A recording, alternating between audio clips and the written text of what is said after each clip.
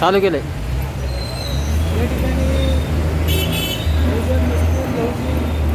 शाहू आंबेडकर चळवळीतील झुंजार लढवणारे कार्यकर्ते तसेच पत्रकार संपादक आमचे मित्र बहुजन चळवळीतील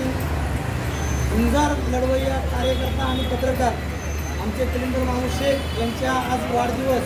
आज 7 जानेवारी निमित्त या ठिकाणी गोकुळ हॉटेल पिंपरी चिंचवड या ठिकाणी आम्ही सर्वसमावेशक समविचारी संघटनांच्या वतीने या ठिकाणी माहमूदचा दिवसभर विविध उपक्रमांच्या माध्यमातून वाढदिवस होत आहे. त्या